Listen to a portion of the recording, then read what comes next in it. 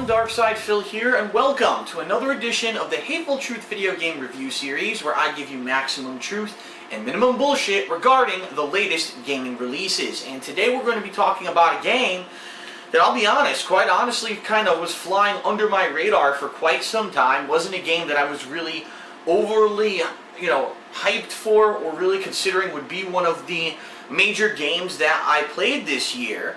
But I was pleasantly surprised, let's put it that way. Now, by no means am I saying that I am in this camp of people who are basically kissing this game's ass, and in today's Hateful Truth review, we're going to talk a lot about the positives and the negatives of Middle-earth Shadow of Mordor, the open-world combat exploration game made by Monolith Studios, I believe is the name of the head studio? Yes, Monolith Studios, and of course WB Studios, who is the publisher. WB Games, excuse me.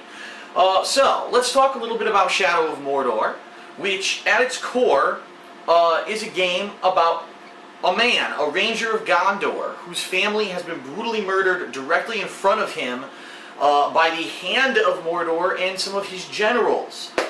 Then, unfortunately, he had the bad luck of also being brutally murdered by these same people, but luckily for him, there was some kind of a wraith, a spectral elf that was around that attached itself to his body and revived him. And so this is basically the story of this man who comes back from the dead seeking revenge against those who've done him wrong. Now, there's a lot more to the story as the game gets fleshed out, including the identity of this mysterious wraith elf that gives this man spectral powers, some supplementary characters who really brighten up the story, and actually during the course of the game there are a few references to things that directly happen in the Lord of the Rings trilogy of books. But however, I must emphasize this, Shadow of Mordor is a completely original story. It is not in any way, shape, or form connected to the actual canon story of Lord of the Rings, and what I mean by that is that it's not exactly written by Tolkien. It has references to things that J.R.R. Tolkien, the author of Lord of the Rings, put into place in his creative universe of the Lord of the Rings. However, it's not canon. This story was written completely for this game. You can't say that this is officially part of the story of Lord of the Rings. There was no sign-off by anyone saying that this is canon part of that story. But as of kind of a what-if backstory scenario, it's kind of good, okay? So you might say, okay, so that's interesting, give us a little premise of the game, but what exactly is the game about? Well, as this ranger, you're going to be wandering around Mordor. And as you wander around Mordor, you're going to come across orcs. Now, orcs are basically the residents of Mordor that are a military force that basically kind of forced themselves on the land. They've enslaved all the humans, they've taken everything over. And so, when you play Shadows of Mordor, really you think about an open world setting such as something like Assassin's Creed. Another good reference would probably be Batman Arkham City, where you're going to be wandering this open world rural area, kind of sneaking around, and yes, stealth is a huge part of Shadow of Mordor. It's not only about just the hand-to-hand combat or even bow combat that you would probably expect from a Lord of the Rings game, but also a lot about the sneaking and the stealth kills. And you're going to be going or sneaking around. Sometimes you'll engage orcs, sometimes you'll try to just stealth kill a few, sometimes you can just sneak by unscathed. Now, your goals are varied. You may want to participate in a mission where you need to take down a certain number of animals in the area for a hunting mission. There's actually herbs and plants hidden throughout the maps that you can harvest not only for health but for hunting challenges that give you experience bonuses. You can also participate in side questing, which is a variety of content including freeing slaves that have been enslaved by these orcs and are maybe being mistreated by them. And various other things. I don't want to go too much into that because now we're going to talk about the main focus of Shadow of Mordor, the Nemesis System. So, during the course of the game, you're going to be running around this open world area. You'll be scaling buildings a la Batman or Assassin's Creed. In fact, a lot of people say even the animations kind of look the same. The combat is free-flowing. There's a one-attack button that you tap to do repeated combos. Some enemies will require you to not just tap the button but actually reverse things that they're doing because you cannot just straight out hit them, they'll counter you. And some enemies who have shields cannot be hit directly from the front, so you flip over them and attack them from the back. There's also some other more advanced enemies that after you whittle them down, you can jump on top of them and control them. Are you starting to get a feeling you've heard this before? That's right. It's basically a very similar combat engine to Batman Arkham City. In fact, it almost feels like the same combat engine, the exception being that you have the sword play from Assassin's Creed driven into it. And in addition, you also have a bow and arrow. So anytime during that free-flowing combat, you can pull out your bow and arrow, you go into what's called a focus mode, and for a limited time, you have slowed down time where you can charge your bow shot and get headshots and start whittling off and killing people. Once you get a certain amount of confirmed hits without being hit by the enemy, it can vary. I believe that after a power-up it's only down to 5, but I think it starts as like 10 or 8. You'll get what's called an insta-kill, or another ability that could stun enemies around you. So you can get 5, 6 hits. I don't want to keep hitting this guy that's taking too long. Do the insta-kill, move on to the next guy, or use the stun attack, stun everyone around you, and now continuously continue your combo, okay? So it's fluid, it's seamless, again, very similar to the combat from the Batman Arkham series of games.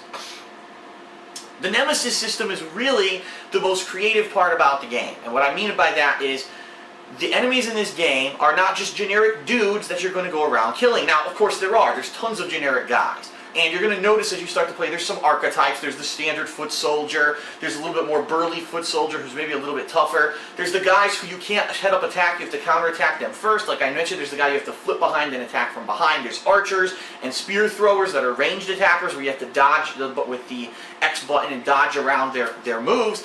But there's also what are called captains and war chiefs. These are more powered up and unique versions of the enemies that actually have unique physical appearances and names to them. So there may be a guy called, Uruk the Fearmonger, and he's got a really unique detailed face, maybe a paint job or something over his body, and he may be a certain melee class guy. And these are elite level enemies that you have to really hit multiple times in order to make them submit. Now initially, your goal is going to be to find these guys and to either take them out to weaken overall the forces that are in Mordor, or to not kill them but interrogate them first. By interrogating them, you go into the intel system, which gives you critical information on about, I believe it's a grid of 16 to 20 enemies that are all unique captains and or war chiefs. When you select one of these guys on this grid, you can actually get intel on them for interrogating an enemy, and they'll tell you about that guy, and what they'll tell you is their location, and in some cases you'll even get their strengths and weaknesses. And this is really where the Nemesis system comes into play, and it's really a unique thing that I've never really experienced in a game like this before. Learning the strengths and weaknesses of a captain or war chief can dramatically make the combat against them a lot easier. So a perfect example here, there was one particular guy that I hadn't gotten intel on him before. I ran into him and all of a sudden he wanted to engage me in combat right away. And by the way, the combat intros are also really neat. When you run into one of these captains, there'll be a quick animation where maybe they push you away or whatever, and then they say a quote that's like their famous quote, and then they engage you in combat. Pretty cinematic and pretty fun. As they engage you in combat, you're going to find out that some of these guys cannot be attacked standard. So as I was about to tell you, I ran into this guy by accident, didn't mean to run into him. I can't hit him. Every time I try to hit him, he blocks, and he parries or he counters, and he hurts me. And so then he's trying to attack me, and I can counter him, but I'm not really doing much damage. And I'm like, what am I supposed to do to take this guy out? Well, maybe you lose that fight. And if you lose that fight because you didn't know the guy's weaknesses and he kills you, good news, you're immortal. They actually call you the Death Walker, the man who death forgot or death will not accept, because this wraith that's attached to your body won't let you die. You will respawn at a nearby tower, and yeah, there are towers, waypoints like Assassin's Creed that you will unlock during the course of the game to see the map and to unlock all the side quests, again, very similar to that. You'll warp to the nearest tower, but what will happen is that time will pass, and as time passes, guess what? The orcs get more powerful. So the guy that killed you levels up. Now he's stronger, maybe he's faster, he has better fighting techniques that he didn't have before. All the little lesser orcs maybe will level up. If you kill one of the orc captains, guess what happens? He gets wiped off the map and another one will move up in his place, kind of like a lower level guy gets promoted in the ranks to take the place of the guy that passed away. So it's really a unique and interesting system. Once you learn the weaknesses of an enemy, then you can go after them. So for example, maybe that guy who I was trying to kill so badly I couldn't beat him with melee combat, guess what? He's vulnerable to stealth kills. So all I really had to do was sneak up on him and do a stealth kill from midair, again a la Assassin's Creed, and do a jumping stab, and I insta-killed him. So I didn't even have to engage him in open combat. And there's a lot of situations like that where you can either stealth kill, or find the weakness such as they're vulnerable to range shots, or maybe they're vulnerable to fire. So you lure them next to an explosive thing, shoot it with an arrow, boom, the guy lights on fire, and that's how he dies, okay? And that's why this Nemesis system is so unique. It's based off intel, strengths and weaknesses, and unique enemies who will grow and level as you fail. And there were actually two particular enemies during my playthrough that kept continuously showing up together, and because of that I could never figure out, gee, what's the weakness of one or the other, or I'd be ready to kill one and the other one would get me from behind, and they killed me multiple times. They ended up leveling up tons and being super high level enemies by the time I finally got what their weaknesses are through intel of other enemies, and I finally got to kill them. One thing you gotta be careful of in this game, you can't sometimes, well, excuse me, you can, but you don't always permanently kill an enemy. And what I mean by that, oh, I fought this really unique guy who had ranged combat and I thought I had him done. No, he showed up later, I ran into him again. This time he actually had like scars on his face from when I had killed him the first time, and he was extra pissed that he had to come back basically and fight me again. So it's actually cool, it's unique, and you have to try to find ways to possibly execute these captains and or war chiefs so that you can actually have them never come back, which is pretty neat, okay? Now, if there's an enemy that particularly kills you a lot, that enemy is called your Nemesis, and so you're going to have rivalries with this guy. Every time you show down, there'll be some epic quotes, and it's the next showdown, you know, of this enemy. Pretty neat and interesting. Uh-oh. My hamsters are fighting. That's not good. That's what that noise was. I'm going to have to go check on them in a minute. But anyway, it's pretty unique and interesting and a fun system, okay? So, that's the Nemesis system. That's part of the game. Now, initially, like I said, you're going to have melee combat, bow combat, sneaking around. Later on in the game, the more you progress, you will unlock more abilities. And one of the abilities you unlock is called mind control slash, I'm trying to remember the exact wording that they use for it, and it's eluding me right now. But basically, you can break the enemy's mind and turn them to your side. That's right, you can actually force them to work for you and become a minion of yours, which is kind of neat. You could literally create your own army of orcs. Get that one key captain and all his minions under him are now working for you. You can command that captain and his minions to go start a fight with a different high-level orc that maybe you've been trying to kill and just couldn't kill this guy. Now they'll start fighting, maybe reduce his health, distract him so you can get the killing stab, or maybe you even want to mind control that next guy. And it's a really cool thing to do once you get it. The one complaint I have, you get it so late in the game. Like, you literally are more than halfway through the game when you finally get this ability, and it's like, damn, if I could do this from the beginning of the game, it might have been a hell of a lot more fun, but it takes a long time to actually unlock it, and that's what a lot of people are complaining about, is that the most fun gameplay of the game comes on later in the game. So, outside of taking over these captains in the Nemesis system, you're going to be going through a series of story-based missions that'll take you to 2 different open-world maps over the course of the game. You're going to meet up with a few supplementary characters who I don't really want to spoil. There's actually a couple references to the mainstream Lord of the Rings lore. If you watch trailers, you probably already know who some of the characters are. But again, I want to emphasize this is not the canon Lord of the Rings. You're not going to be running into Gandalf, and Gandalf is, you know, doing a mission with you and it's related to anything Lord of the Rings. Nothing like that, okay? So, you're going to have these different quest lines. Some of them are going to be working for humans who are trying to survive in the area. Maybe you're doing a quest line for this side character looking for an item. There are other things in the game as well, very similar to Batman and Assassin's Creed, such as collection. There's hidden items that you can find. When you find the item, you touch it, and this wraith that's inside of you has some kind of a connection with the item and can give you maybe a flashback to what happened with that item in the lore of the game. There are little pieces of Elvish hidden throughout the maps that once you get them all, I guess it gives you a big Elvish saying and a trophy, and it may even give you a new ability, I'm not too sure. As you kill more orcs, and as you kill off these orc captains and participate in orc events, what I mean by that is that there's unique events for the orcs. For example, oh, there's an orc that's fighting a giant beast, and if he kills the beast, wow, he levels up because that was like a rite of passage for him. But if you kill him while he's killing the beast, well, you just eliminated a captain. That was your chance, right?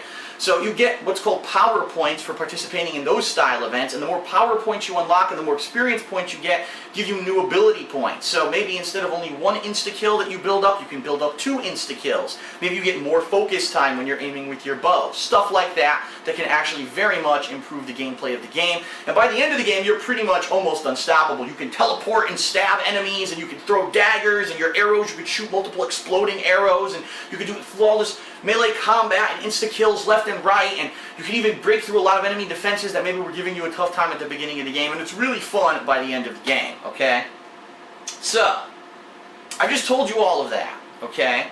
Ultimately, Shadow of Mordor is a game that's probably going to take you maybe between 10 to 15 hours to beat. If you do more side content than I did, maybe it'll take you a little bit longer than that, okay? It all depends on how much fun you're having with the combat of the game, with that side content, because that is the primary focus of the game. And I really mean it's the primary focus of the game. The reason I say that is because the game is very story-light. Like, I could probably tell you the summary of the story of this game in about 3 sentences from start to finish. And really, a lot of the stuff that happens, like there's some characters you run into, really don't add anything to the story. You can tell they're there just kind of for padding and filler. It may have actually been added in later on to make the game a little longer because maybe people were complaining during development that it's maybe going to be too short if people don't choose to do side content. So in that regard, you're not going to get a great story. And the biggest gripe that I have with Shadow of Mordor is the ending.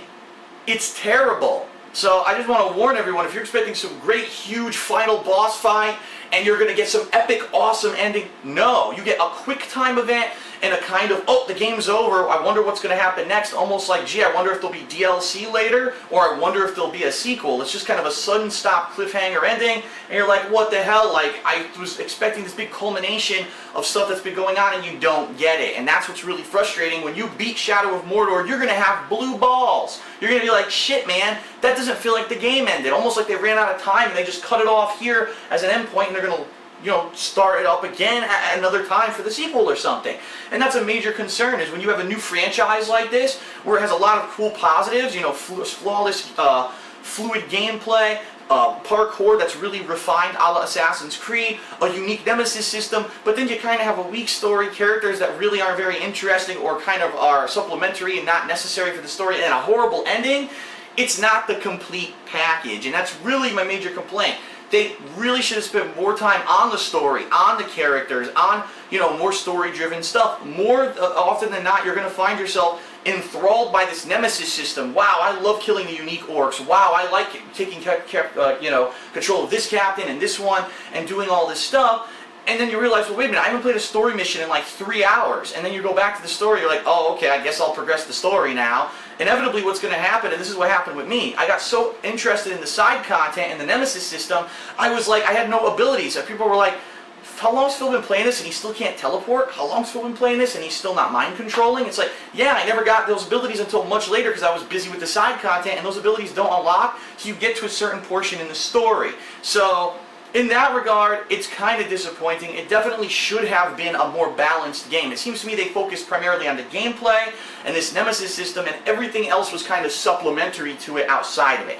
This is the kind of game with a revolutionary Nemesis system that could end up defining the next level of combat games. Having unique enemies, to have unique abilities, that they have a rivalry with you and they grow with you as you fail, and you know what I mean, they come back as a nemesis, and there's a really cool fight at the end of the game that I don't want to spoil, but basically the Nemesis system comes directly into effect because of it, and all the people you've had problems with during the course of the game, it comes into effect at the end of the game, and I liked that a lot. Seeing that at the end, I was like, wow, this is a really neat fight.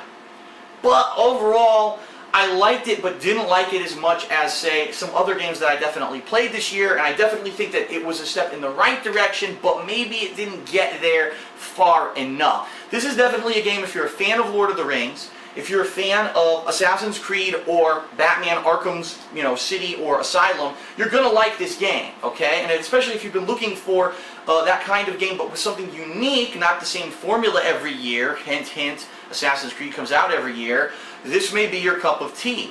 But if you're looking for something that's like the complete package, you could say, wow, game of the year, I'm blown away.